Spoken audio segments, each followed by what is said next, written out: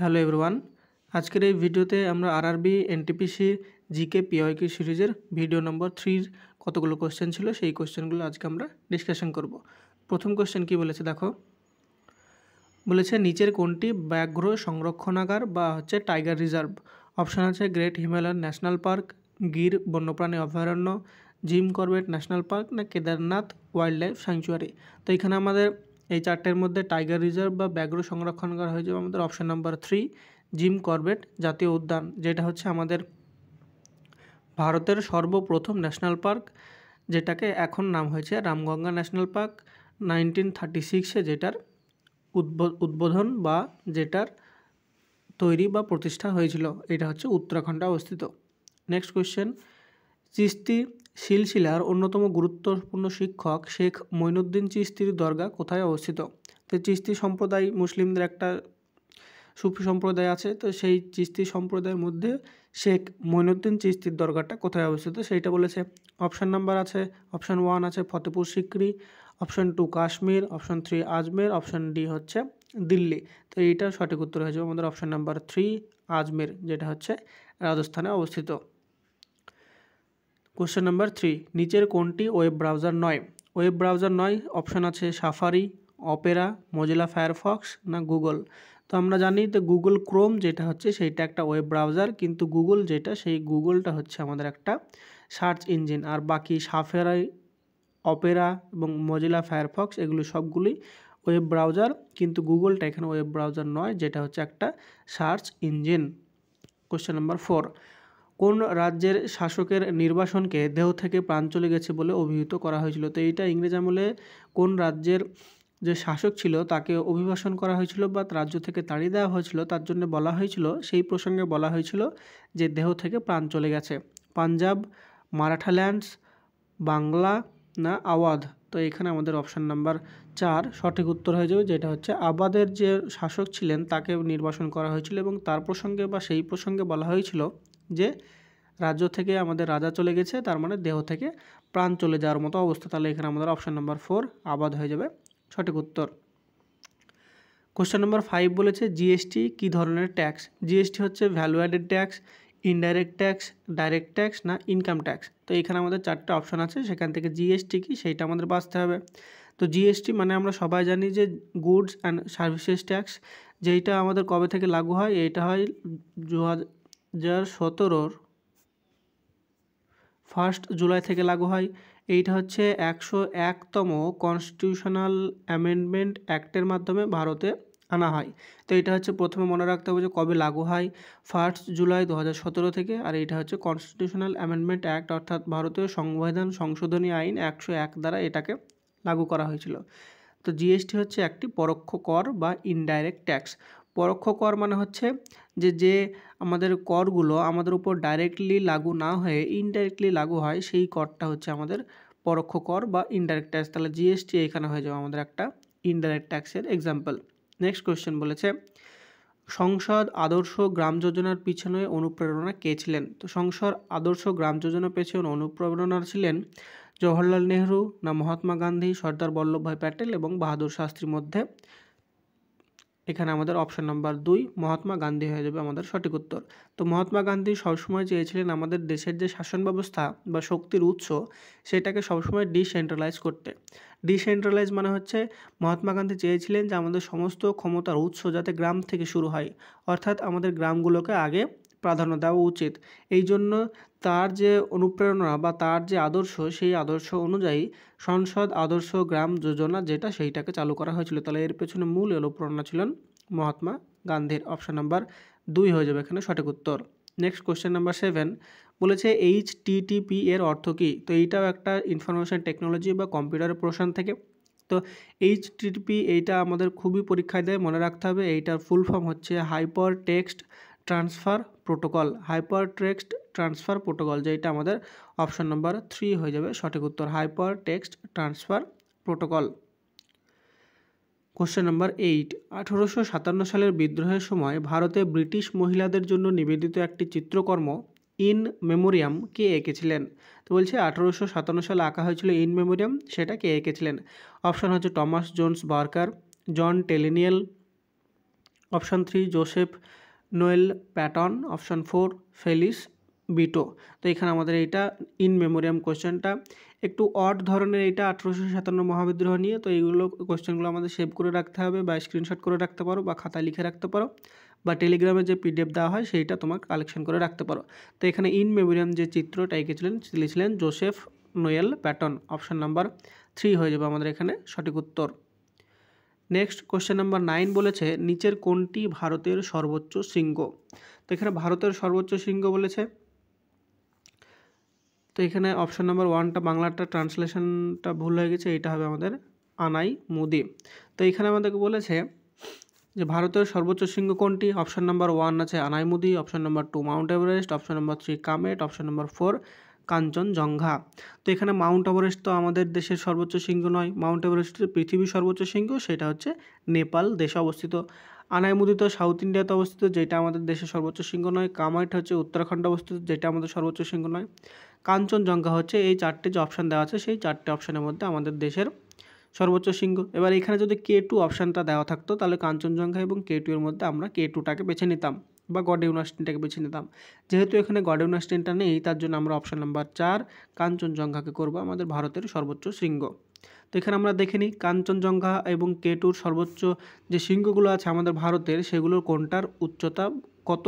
তো এখানে আমাদের K2 যেটা আছে বা গডেউনাস ট্রেন আছে তার উচ্চতা হচ্ছে 8611 সেন্টিমিটার, 8611 মিটার।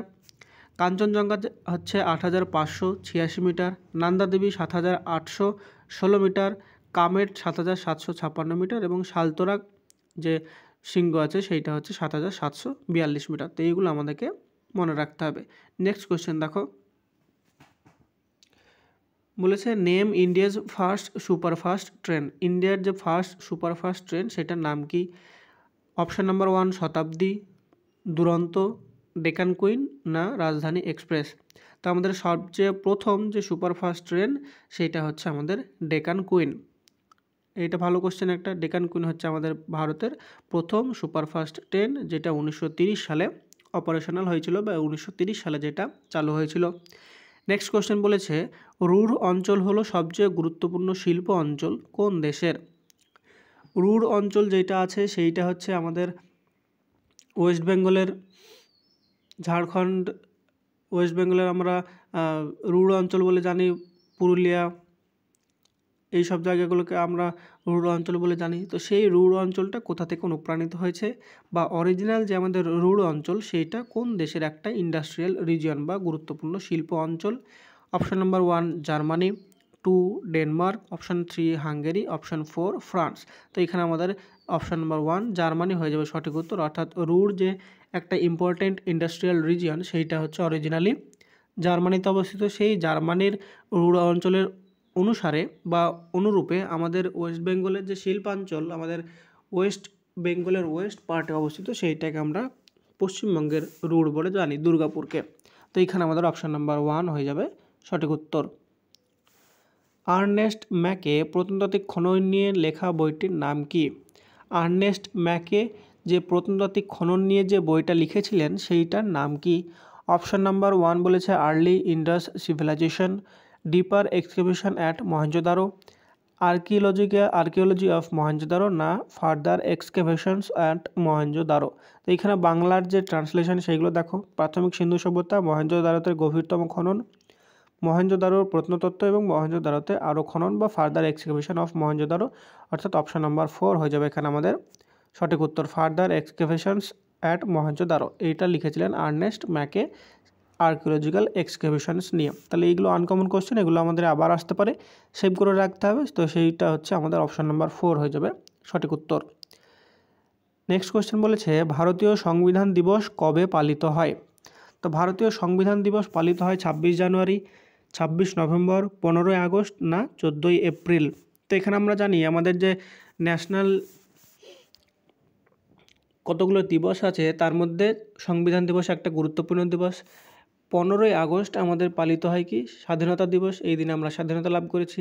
26শে জানুয়ারি আমাদের পালিত হয় প্রজাতন্ত্র দিবস, আর হচ্ছে 26শে নভেম্বর আমাদের পালিত হয় সংবিধান দিবস। তো এইটার মধ্যে কোনটাতে কি ডিফারেন্স সেইটা আগে আমাদেরকে জানতে হবে। তো 15ই আগস্ট আমরা স্বাধীনতা দিবস বা ইন্ডিপেন্ডেন্স ডে পালন করি, কেননা 15ই আগস্ট 1947 সালে আমাদের ভারত ব্রিটিশ কলোনিয়াল যে রুল থেকে সেইটা থেকে স্বাধীন হয়ে একটা সোভারিন কান্ট্রি হিসেবে আত্মপ্রকাশ করে। তার জন্য 15ই আগস্টকে আমরা স্বাধীনতা দিবস হিসেবে জানি। তারপরে 26শে নভেম্বর 1949 সালে আমাদের কনস্টিটিউয়েন্ট অ্যাসেম্বলি বা গণপরিষদের দ্বারা যে সংবিধানটা গৃহীত হয় সেইটার ডেট ছিল কবে? সেইটার ডেট ছিল 26শে নভেম্বর 1949। তার জন্য এই 26শে নভেম্বরকে আমরা ভারতের সংবিধান দিবস বা কনস্টিটিউশন ডে হিসেবে পালন করি। আবার 26শে জানুয়ারিকে আমরা পালন করি প্রজাতন্ত্র দিবস হিসেবে। তো এই 26শে জানুয়ারিকে আবার আমরা প্রজাতন্ত্র দিবস হিসেবে পালন করি কেন? কেননা 26শে নভেম্বর 1949 সালে যখন আমাদের কনস্টিটিউয়েন্ট অ্যাসেম্বলি কনস্টিটিউশনকে গৃহীত করলো, সেই গৃহীত করার পরে 26 জানুয়ারি 1950 সালে আমাদের কনস্টিটিউশন প্রথম দেশে লাগু হয়েছিল। অর্থাৎ কনস্টিটিউশন আমাদের গৃহীত হয়েছিল বা সকল মেম্বাররা তাতে সাইন করেছিল 26 নভেম্বর 1949। কিন্তু সেই সংবিধানটা ফোর্স হয়েছিল বা সেই সংবিধানটার নিয়ম যেটা ছিল সেটা পুরো দেশে লাগু হয়েছিল 26শে জানুয়ারি 1950 সালে। এই দুটি ডিফারেন্স আমাদেরকে মনে রাখতে হবে। তার জন্য আমরা 26 জানুয়ারিকে আমরা প্রজাতন্ত্র দিবস হিসেবে পালন করি এবং 26শে নভেম্বরকে আমরা পালন করি কী হিসেবে? সংবিধান দিবস হিসেবে। তাহলে এখানে আমাদের অপশান নাম্বার 2 হয়ে যাবে সঠিক উত্তর। এবার আমরা দেখব যে আমাদের national flag, national anthem, national song এবং ন্যাশনাল অ্যানিম্যাল কবে কোনটা গৃহীত হয়। যেমন আমরা বললাম যে আমাদের সংবিধান গৃহীত হয়েছিল 26 নভেম্বর 1949, সেইটা কার্যকরী হয়েছিল বা এনফোর্স হয়েছিল 26 জানুয়ারি 1950। সেই রকমভাবে আমাদের ন্যাশনাল ফ্ল্যাগ, যেটা আমরা ত্রিরঙ্গা যে ফ্ল্যাগটা এখন বর্তমানে হোস্ট করি বা আনফ্লাগ করি, তো সেই ফ্ল্যাগটা আমাদের অ্যাডাপ্টেড হয়েছিল স্যাফরন, হোয়াইট এবং গ্রিন কালার, তিনটে কালার আছে এবং মাঝখানে একটা আমাদের অশোক চক্র আছে। তো সেই যে ফ্ল্যাগ সেইটা আমাদের কবে গৃহীত হয়েছিল? সেইটা গৃহীত হয়েছিল জুলাই 22, 1947। এই ডেটটা মনে রাখতে হবে ন্যাশনাল ফ্ল্যাগের। ন্যাশনাল অ্যানথেম হচ্ছে জনগণ মন অধিনায়ক জয় হয়, তো সেইটা আমাদের রবীন্দ্রনাথ দ্বারা কম্পোজ করা হয়েছিল। সেইটা আমাদের হচ্ছে কনস্টিটিউয়েন্ট অ্যাসেম্বলির দ্বারা গৃহীত হয়েছিল 24 জানুয়ারি 1950 সালে। ন্যাশনাল সং, যেটা বঙ্কিমচন্দ্র চট্টোপাধ্যায়ের আনন্দমঠ উপন্যাস থেকে নেওয়া হয়েছে, সেটা ছিল বন্দে মাতরম। তো সেটাও আমাদের অ্যাডাপ্টেড করা হয়েছিল 24 জানুয়ারি 1949। তাহলে ন্যাশনাল অ্যানথেম আর ন্যাশনাল সং নিয়ে যদি আমাদেরকে প্রশ্ন দেয়, তাহলে সেইখানে আমাদের দুটোই 24 জানুয়ারি 1950 সাল হয়ে যাবে আমাদের উত্তর।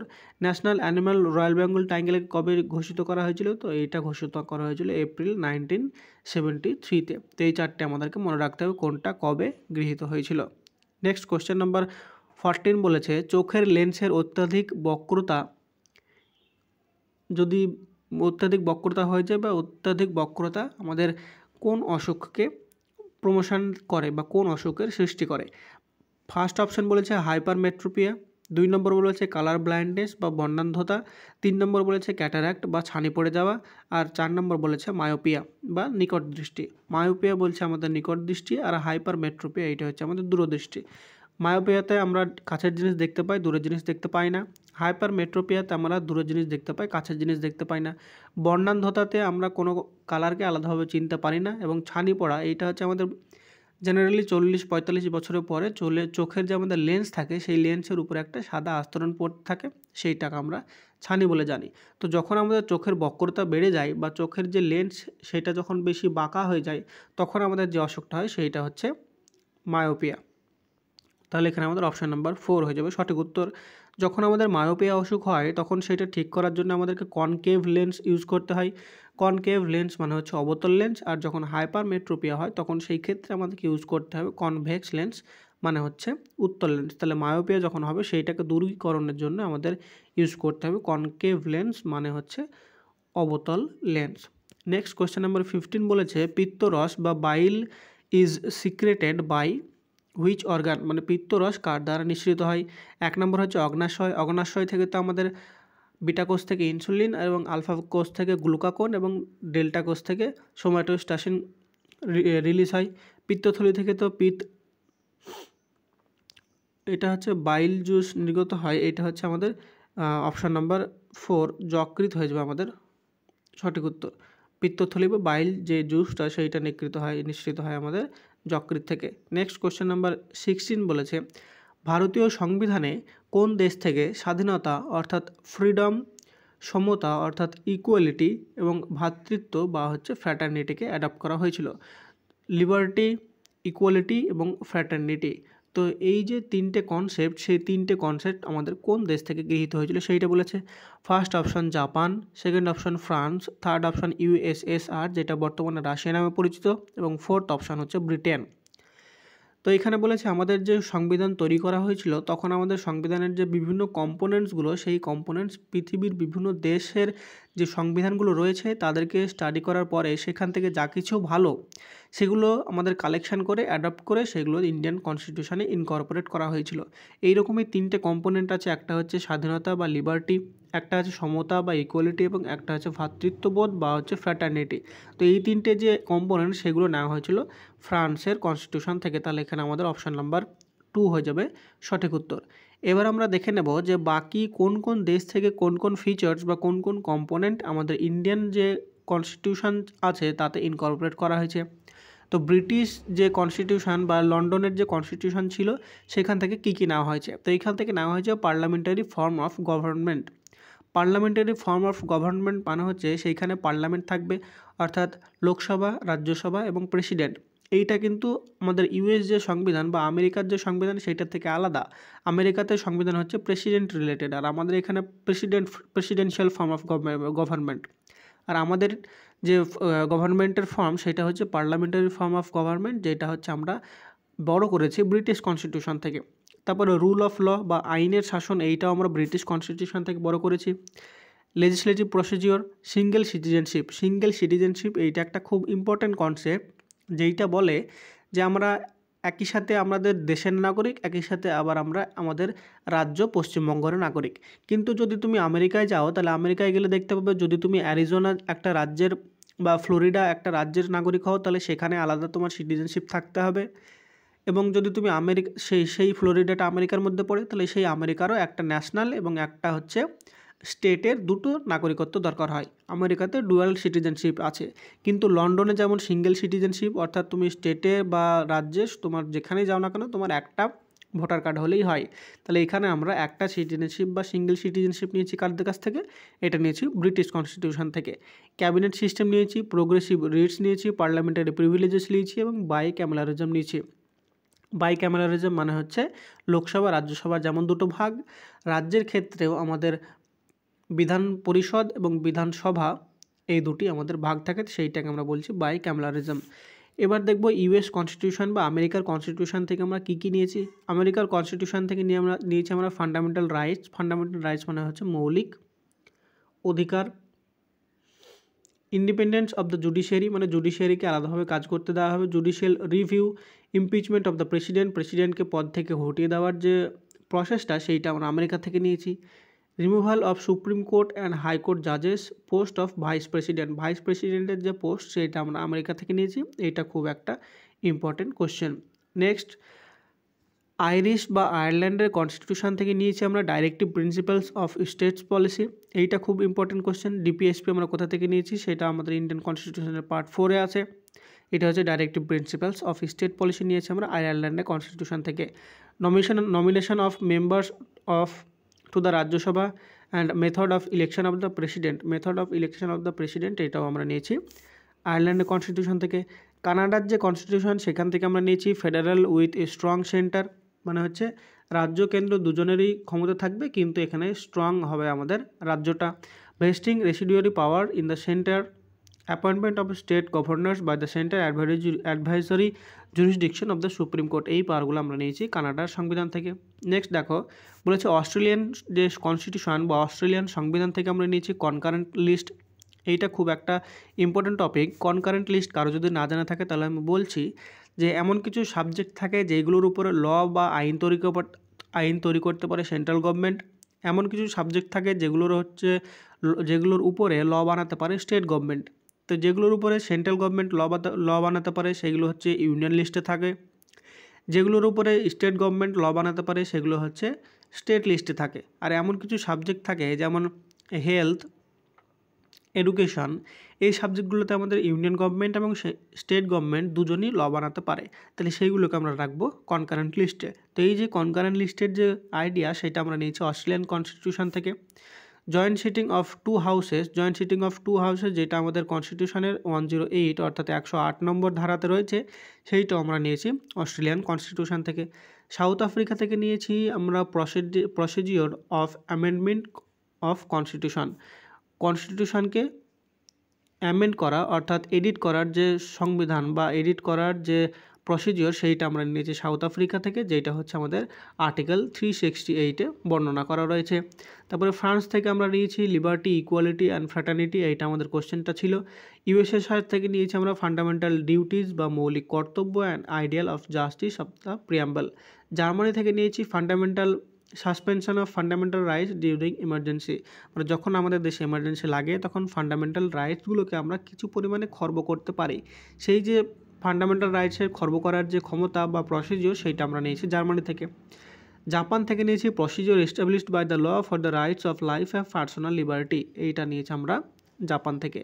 নেক্সট কোশ্চেন নাম্বার 17 বলেছে Thumba was chosen as the ideal site for rocket launching due to the presence of equatorial electrojets, geomagnetic jets, electromagnajets বা ম্যাগনাজেটস। বলেছে থুম্বা আমাদের যে রকেট যে স্টেশন, যেটাকে রকেট উৎক্ষেপণ করার জন্য আদর্শ স্থান হিসেবে বেছে নেওয়া হচ্ছে, সেইটা কিসের জন্য? তো এইখানে বলেছে ভূচৌম্বকীয় জেট, ইলেকট্রোম্যাগনাজেট, ম্যাগনাজেট না নিরক্ষীয় ইলেকট্রোজেট। তো এইটা অপশান নাম্বার 1 নিরক্ষীয় ইলেকট্রোজেটটা হয়ে যাবে সঠিক উত্তর। নেক্সট কোশ্চেন নাম্বার 18 বলেছে বিশ্ব ম্যালেরিয়া দিবস উপলক্ষে শিশুদের টিকা দেওয়ার জন্য আফ্রিকার কোন দেশ প্রথম ম্যালেরিয়া ভ্যাকসিন চালু করেছে? তো এটা বলেছে আফ্রিকার কোন দেশ সর্বপ্রথম ম্যালেরিয়া ভ্যাকসিন চালু করেছিল? তো এটা অপশন হয়ে যাবে উত্তর হয়ে যাবে option number 1 Malawi. Question number 19 কোন দেশে সবচেয়ে সফল সমবায় কৃষি বা কর্পোরেট ফার্মিং করা হয়? তো সবচেয়ে সফলভাবে কর্পোরেট ফার্মিং করা হয় সেইটা হচ্ছে ডেনমার্ক দেশে। তো কর্পোরেট ফার্মিংয়ের যে কনসেপ্ট সেইটা আমাদের দেশেও আছে, কিন্তু সবথেকে যে সফল পৃথিবীর মধ্যে সেইটা হচ্ছে ডেনমার্ক নামক দেশটি। নেক্সট কোশ্চেন নাম্বার 20 কী বলেছে দেখো, বলেছে চন্দ্রযান 2 উৎক্ষেপণের জন্য কোন লঞ্চ ভেহিকেল ব্যবহার করা হয়েছিল?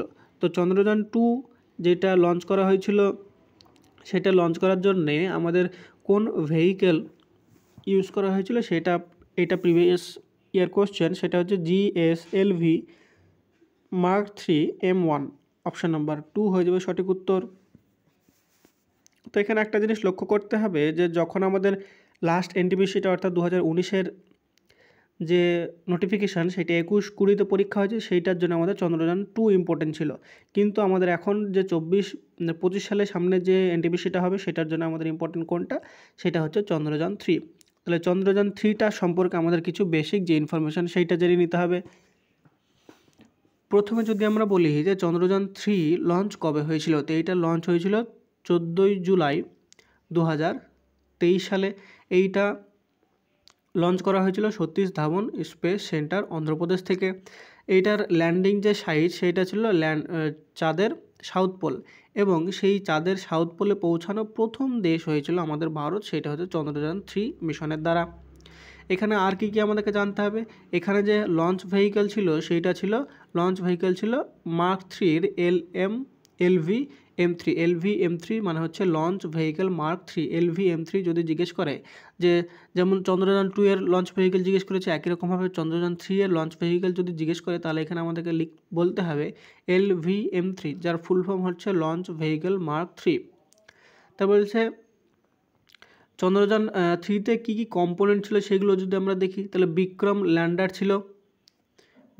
ল্যান্ডার আর হচ্ছে প্রজ্ঞান রোভার। বিক্রম যে ল্যান্ডার সেইটা হচ্ছে চাঁদের পৃষ্ঠে ল্যান্ড করেছে, এবং প্রজ্ঞান রোভার যেটা ছিল সেইটা হচ্ছে যেটা চাঁদের পৃষ্ঠে আমাদের ওয়াক করেছে বা হেঁটেছে। এইটা ছিল আমাদের প্রথমে হচ্ছে ডেট, কোথায় করা হয়েছিল, কোথা থেকে ল্যান্ড করা হয়েছিল, সেটা হচ্ছিল সতীশ ধাওয়ান স্পেস সেন্টার অন্ধ্রপ্রদেশ থেকে।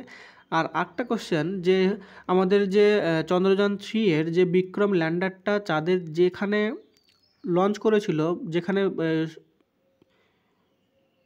পৌঁছেছিল বা যেখানে নেমেছিল মহাকাশ থেকে সেই জায়গাটার নাম কি দেওয়া হয়েছে? তো সেই জায়গাটার নাম দেওয়া হয়েছে শিব শক্তি পয়েন্ট। শিব শক্তি পয়েন্ট, শিব শক্তি পয়েন্ট, মনে থাকে যেন। তো এইটা হচ্ছে আমাদের নরেন্দ্র মোদী নাম দিয়েছে, প্রধানমন্ত্রী নরেন্দ্র মোদী নাম দিয়েছে, এটা হচ্ছে শিব শক্তি পয়েন্ট, যেখানে আমাদের ল্যান্ডার বিক্রমটা পৌঁছেছিল। নেক্সট কোশ্চেন নাম্বার 21 বলেছে, কে ভারতীয় জাতীয় কংগ্রেস গঠন করেন বা আইএনসির বা ইন্ডিয়ান ন্যাশনাল কংগ্রেসের প্রতিষ্ঠাতা কে ছিলেন? Umeshchandra Banerjee, Alan Octavian Hume, Firoz Shah Mehta না দাদাভাই নৌরোজি? তো এটা তো কমন কোয়েশ্চেন, সবার জানা, তো এটা উত্তর হয়ে যাবে আমাদের option number 2, Alan Octavian Hume হয়ে যাবে আমাদের সঠিক উত্তর। তো এখানে আমাদের জানতে হবে যে 28 ডিসেম্বর 1985 সালে জাতীয় কংগ্রেসের প্রতিষ্ঠা হয়।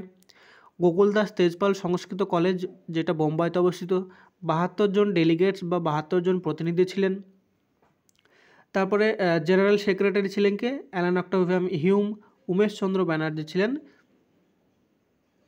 প্রেসিডেন্ট বা হচ্ছে সভাপতি, যিনি ছিলেন বাংলার বা কলকাতার। এটা হচ্ছে 28 ডিসেম্বর 1885 সালে প্রতিষ্ঠা গোকুলদাস তেজপাল সংস্কৃত কলেজ, যেটা বোম্বাইতে অবস্থিত ছিল। 72 জন প্রতিনিধি, হিউম ছিল জেনারেল সেক্রেটারি, আর প্রথম সভাপতি ছিলেন আমাদের উমেশচন্দ্র ব্যানার্জি। নেক্সট কোয়েশ্চেন বলেছে, ভারতের প্রথম সুপার কম্পিউটার কোনটি? পরম ইউভা, পরম 8000, পরম বায়োক্রোম না পরম পদ্মা? তো এখানে আমাদের ভারতের প্রথম যে সুপার কম্পিউটার সেটা হয়ে যাবে পরম 8000। তো পরম 8000কে ডেভেলপ কে করেছিল? সেই ডেভেলপের কাজ করেছিল সি-ড্যাক। সি-ড্যাকের ফুল ফর্ম হচ্ছে centre for development of advanced computing. এইটা হচ্ছে ministry of electronics and information টেকনোলজির আন্ডারে আসে, যেটা গভর্নমেন্ট অফ ইন্ডিয়া। এইটার কাজ হচ্ছে focusing on research and development in IT, মানে information technology, electronics and associated এরিয়াজে ইমপ্রুভমেন্ট করার জন্য আমাদের সি-ড্যাকটা স্থাপন করা হয়েছিল। তাহলে পরম 8000 ছিল আমাদের ফার্স্ট সুপার কম্পিউটার, যেটা প্রতিষ্ঠা হয়েছিল সি-ড্যাকের দ্বারা, centre for development of advanced computing, এটা হচ্ছে তার ফুল ফর্ম। তারপরে বলেছে, ইউনেস্কো কবে সাঁচি স্তূপকে বিশ্ব ঐতিহ্যবাহী স্থান হিসেবে ঘোষণা করে? 1988, 1990, 1989, 1987? তো এখানে আমাদের সাঁচি স্তূপকে ইউনেস্কো ওয়ার্ল্ড হেরিটেজ সাইট হিসেবে ঘোষণা করা হয়েছিল 1989, অর্থাৎ 1989 সালে। তো এই মধ্যপ্রদেশের যে সাঁচি, এই সাঁচি স্তূপটা হচ্ছে মধ্যপ্রদেশে অবস্থিত, যেটা হচ্ছে একটা বুদ্ধিস্ট রিলিজিয়াস সাইট, অর্থাৎ বৌদ্ধ ধর্মের এটা পরিচয় করায় বিশ্বের সাথে। তো এইটাকে আমাদের ঐতিহ্যবাহী সাইট হিসেবে বর্ণনা করা হয়েছিল 1989 সালে। এবার লেটেস্ট কিছু ইউনেস্কো ওয়ার্ল্ড হেরিটেজ সাইট যেটা আমাদের ইন্ডিয়াতে হয়েছে লাস্ট 2-3 বছরে, সেইগুলো আমাদেরকে জানতে হবে, কারণ এখান থেকে কোশ্চেন দিতেই পারে। তো আমাদের সব থেকে 2017 থেকে যদি জানি, তাহলে এইটা হচ্ছে আমাদের historic city of Ahmedabad, Gujarat. এইটা হচ্ছে দেওয়া হচ্ছিল ইউনেস্কো ওয়ার্ল্ড হেরিটেজ সাইট 2017-তে। তাহলে ভারতের মধ্যে এমন একটাই শহর আছে যাকে ইউনেস্কো ওয়ার্ল্ড হেরিটেজ সাইটে গণনা করা হয়, যেটা হচ্ছে আমাদের হিস্টোরিক সিটি অফ আহমেদাবাদ, যেটা গুজরাটে অবস্থিত। তাহলে আহমেদাবাদ হচ্ছে এমন একটা শহর যাকে ওয়ার্ল্ড হেরিটেজ সাইটের মধ্যে এনলিস্ট বা লিস্টে নাম তোলা হয়েছে। তাহলে এখানে হচ্ছে আহমেদাবাদ একটা ইম্পর্ট্যান্ট কোয়েশ্চেন হলো। তারপরে 2018-তে ছিল Victorian Catholic and art ensembles of Mumbai, Maharashtra. এইটা হচ্ছে একটা চার্চ, যেটা হচ্ছে 2018-তে ছিল। তারপরে জয়পুর সিটি, এই জয়পুর সিটিকে আমাদের দেওয়া হয়েছিল 2019 সালে, যেটা হচ্ছে রাজস্থানে অবস্থিত। 2021-এ দেওয়া হয়েছিল ধোলাভিরাকে, যেটা হরপ্পার একটা ওয়াটার হারভেস্টিং সিটি হিসেবে পরিচিত ছিল। এবং কাকাতিয়া রুদ্রেশ্বরা টেম্পল, যেটা হচ্ছে তেলেঙ্গানাতে অবস্থিত, এই দুটোকে 2023-21 সালে দেওয়া হয়েছিল ইউনেস্কো ওয়ার্ল্ড হেরিটেজ সাইটের তকমা। 2023 সালে দেওয়া হয়েছিল শান্তিনিকেতন, যেটা ওয়েস্ট বেঙ্গল অবস্থিত, এবং কর্ণাটকের হৈশালা যে টেম্পল কমপ্লেক্স আছে সেইটাকে দেওয়া হয়েছিল ওয়ার্ল্ড হেরিটেজ সাইটের তকমা। এবং 2024 সালে সবথেকে লেটেস্ট দেওয়া হয়েছিল আসামের Moidams mound burial systems of Ahom dynasty. Ahom dynasty হচ্ছে বারিয়াল সিস্টেমের জন্য যে কবর, সেই কবরস্থানকে আমাদের ইউনেস্কো ওয়ার্ল্ড হেরিটেজ সাইটে তকমা দেওয়া হয়েছে, সেটা হচ্ছে ময়দামস, এটা হচ্ছে আসামে অবস্থিত। তাহলে এই 2024, 23, 21 এই তিনটে খুবই ইম্পর্টেন্ট। নেক্সট কোশ্চেন বলেছে, নিচের কোন ভাইসরয় নির্বাচিত স্থানীয় সরকার সংস্থা গঠনের উদ্যোগ নিয়েছিলেন? লোকাল গভর্নমেন্ট বডিজ যে ইনিশিয়েটিভ, সেই ইনিশিয়েটিভটা কোন ভাইসরয়ের আমলে নেওয়া হয়েছিল? তাহলে যখনই লোকাল গভর্নমেন্ট বা লোকাল সেলফ গভর্নমেন্টের নাম আসবে, তখন আমাদের একটাই নাম আসে, সেইটা হচ্ছে আমাদের আমাদের এখানে অ্যান্সার হয়ে যাবে লর্ড রিপন ছিলেন আমাদের লোকাল যে গভর্নমেন্ট যে এন্টিটিগুলো তাদের হচ্ছে ফাদার। তাহলে এখানে আমাদের অপশান নাম্বার 1 হয়ে যাবে সঠিক উত্তর। নেক্সট কোয়েশ্চেন বলেছে Robert Hooke discovered protoplasm nucleus cell না অ্যাটম। তো রবার্ট হুক ছিলেন আমাদের কোষের আবিষ্কারক। তাহলে রবার্ট হুক আবিষ্কার করেন কোষ। প্রোটোপ্লাজম ওয়াজ ডিসকভার্ড বাই ডুরারজিন হচ্ছে প্রোটোপ্লাজম আবিষ্কার করেছিলেন। নিউক্লিয়াস আবিষ্কার করেছিলেন রাদারফোর্ড এবং অ্যাটম বা পরমাণু আবিষ্কার করেছিলেন জন ডাল্টন। নেক্সট কোয়েশ্চেন বলেছে ভারতীয় ছাত্রদের মধ্যে বৈজ্ঞানিক মেজাজ উদ্ভাবন করতে কেন্দ্রীয় সরকারের একটি এটিএল ল্যাব চালু করেছিলেন। এই যে এটিএল, সেই এটিএল এর ফুল ফর্ম কি? তো এইটা উত্তর হয়ে যাবে আমাদের অপশান নাম্বার 2 অটল টিঙ্কারিং ল্যাব। অটল টিঙ্কারিং ল্যাব। নেক্সট কোয়েশ্চেন বলেছে জাপানের সম্রাট আকিহিতো কর্তৃক সিংহাসন ত্যাগের সাথে সাথে জাপানের নতুন সাম্রাজ্য যুগ শুরু হয়, সেটার নাম কি? তো এইটা হয়ে যাবে রেওয়া বা অপশান নাম্বার 1 রিওয়া হয়ে যাবে এখানে সঠিক উত্তর। কোয়েশ্চেন নাম্বার 28 নিচের কোনটি ফুটলুজ শিল্পের উদাহরণ বা ফুটলুজ শিল্পের এক্সাম্পল? ফুটলুজ শিল্প বলতে বোঝায় এমন শিল্প যেগুলোর জন্য আমাদের বিশেষ কোনো জায়গার দরকার হয় না, বিশেষ কোনো ইন্টেনসিভ কাঁচামালের দরকার হয় না, বা সেখানে লেবারের পরিমাণও খুব কম দরকার হয়। তো এই ধরনের ইন্ডাস্ট্রি যেগুলো আমাদের হচ্ছে যখন আমাদের কোনো জায়গাতে প্রতিকূল পরিস্থিতি সৃষ্টি হবে সেগুলোকে সহজে অন্য একটা জায়গায় শিফট করানো যায়। অর্থাৎ যে শিল্পগুলো আমাদের এক জায়গা থেকে অন্য জায়গায় শিফট করতে বেশি আমাদের কষ্ট হয় না, বা যেগুলোকে সহজেই এক জায়গা থেকে অন্য জায়গায় সরিয়ে নিয়ে যাওয়া হয়, যেগুলো কাঁচামাল নির্ভর নয়, সেগুলোকে বলা হয় ফুটলুজ ইন্ডাস্ট্রি। তো এখানে আমাদের কম্পিউটারের যে চিপ তৈরি করার যে ইন্ডাস্ট্রিটা, সেইটা আমাদের একটা ফুটলুজ শিল্পের উদাহরণ। তার জন্য এখানে আমাদের অপশান নাম্বার 2 হয়ে যাবে সঠিক উত্তর। নেক্সট কোয়েশ্চেন বলেছে নিচের কোন ব্লাড গ্রুপের লোকদের সার্বজনীন গ্রহীতা হিসেবে বিবেচনা করা হয়? ও প্লাস, এ প্লাস, এবি প্লাস না বি প্লাস? তো এখানে আমাদের জানতে হবে যে উইলিয়াম হার্ভে যে ছিলেন একজন সায়েন্টিস্ট, সেই সায়েন্টিস্ট সর্বপ্রথম আমাদের উইলিয়াম হার্ভে যে ছিলেন তিনি ছিলেন আমাদের শরীরে ব্লাডটা কিভাবে সঞ্চারিত হয় বা সার্কুলেশন হয়, সেই সার্কুলেশনের যে প্রসেস সেইটা আবিষ্কার করেছিলেন উইলিয়াম হার্ভে। এবং কার্ল ল্যান্ডস্টেনার যে ছিলেন তিনি ছিলেন আমাদের ব্লাডের যে গ্রুপিং RH ফ্যাক্টরের উপর ডিপেন্ড করে ব্লাডের ফ্যাক্টরিং করেছিলেন বা গ্রুপিং করেছিলেন।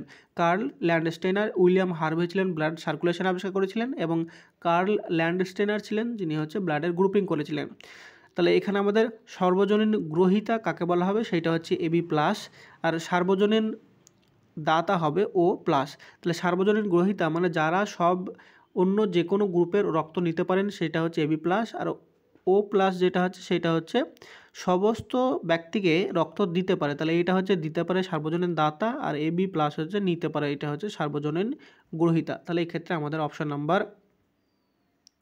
3 হয়ে যাবে এবি প্লাস সঠিক উত্তর। Chemical formula of lime water বা চুন জলের রাসায়নিক সংকেত কী? তো চুন জলের রাসায়নিক সংকেত হচ্ছে ক্যালসিয়াম হাইড্রোক্সাইড। ক্যালসিয়াম হাইড্রোক্সাইডকে আমরা হচ্ছে চুন জল বলে জানি। ক্যালসিয়াম কার্বনেট এটা তো আমরা দেওয়ালে পুট্টি করার জন্য কাজে লাগি, আর ক্যালসিয়াম হাইড্রোক্সাইড এটা সংকেত হয় না, তাহলে এখানে ক্যালসিয়াম হাইড্রোক্সাইড CaOH এইটা হচ্ছে আমাদের চুন জল বা লাইম ওয়াটারের সংকেত। এইখানে কিছু গুরুত্বপূর্ণ দৈনন্দিন জীবনে ব্যবহৃত যে কোশ্চেনগুলো দেয়, যে ওয়াশিং সোডা সেইটার রাসায়নিক নাম কি? Sodium carbonate decahydrate. বেকিং সোডার রাসায়নিক নাম কি? Sodium hydrogen carbonate. ব্লিচিং পাউডারের রাসায়নিক নাম কি? Calcium hypochlorite. এই তিনটি নাম আমাদের মনে রাখতে হবে, সেগুলো রাসায়নিক নাম দিয়ে দেয়। যে ওয়াশিং সোডার রাসায়নিক নাম কি, তখন বলতে হবে সোডিয়াম কার্বনেট ডেকাহাইড্রেট। বেকিং সোডার রাসায়নিক নাম হচ্ছে সোডিয়াম হাইড্রোজেন কার্বনেট। ব্লিচিং পাউডারের রাসায়নিক নাম হচ্ছে calcium hypochlorite. Which of the famous author use the pen name Madhavi Kutty? Madhavi Kutty নামে ছদ্মবেশ কার ছিল? তো এইটা হচ্ছে আমাদের জানাশোনা যে ছদ্মনাম যেগুলো আমাদের বাংলা সাহিত্য থেকে ওয়েস্ট বেঙ্গলের উপরে দেয়, সেই ওয়েস্ট বেঙ্গলের উপরে সে দেখলে শুধু হবে না, এটা আমাদের পুরো প্যান ইন্ডিয়া যে বিখ্যাত অথর আছে তাদের পেন নেমে আমাদেরকে জানতে হবে। এইটা হচ্ছে তার প্রমাণ। এই কোশ্চেনটা এইটা দিয়েছে, তার মানে তারপরেও আরও দিতে পারে। তাহলে মাধবী কুট্টি নামটি বিখ্যাত কোন লেখক ব্যবহার করেছেন? তাহলে এখানে নয়নতারা সেহগাল, তরু দত্ত, কমলা দাস না বালামণি আম্মা? তাহলে এখানে আমাদের অপশান নাম্বার 3 কমলা দাস হয়ে যাবে সঠিক উত্তর। তাহলে মাধবী কুট্টি যে ছদ্মনামটা সেটা ইউজ করেছিলেন কমলা দাস নামে একজন রাইটার। নেক্সট কোশ্চেন বলেছে কংগ্রেসের কোন অধিবেশনে স্বরাজ অর্জনের আহ্বান জানানো হয়? 1909, 1906, 1904 না 1902? তো এটা আমাদের অপশান নাম্বার 2 1906 হয়ে যাবে সঠিক উত্তর। 1906 যে সেশনটা হয়েছিল সেইটা হয়েছিল কলকাতাতে। কলকাতাতে যে প্রেসিডেন্ট ছিল 1906 যে সেশনে সেইটা ছিল দাদাভাই নৌরোজি। এই দাদাভাই নৌরোজির প্রেসিডেন্টশিপে 1906 কলকাতাতে স্বরাজ অর্জনের যে আহ্বান সেটা দেওয়া হয়েছিল। তারপর বলেছে ভারতে পরিষেবা কর বা সার্ভিস ট্যাক্স কবে ইম্পোজ করা হয়? সার্ভিস ট্যাক্স হচ্ছে কবে ইম্পোজ করা হয় সেইটা আমাদের 2002, 1994, 1998 না 1995? তো এখানে উত্তর হয়ে যাবে 1994। এইটা হয়ে যাবে আমাদের সঠিক উত্তর। যখন আমাদের ডক্টর মনমোহন সিং অর্থমন্ত্রী হিসেবে ছিলেন তখন তিনি সার্ভিস ট্যাক্স বা পরিষেবা করটা চালু করেছিলেন। তো আজকের কোশ্চেন এই পর্যন্ত, সেট নাম্বার 3 কমপ্লিট হলো। ভিডিও যদি ভালো লাগে তো লাইক কমেন্ট শেয়ার ইচ্ছা হলে করবে যদি ভালো লাগে। তো আজকে এই পর্যন্তই। Thank you.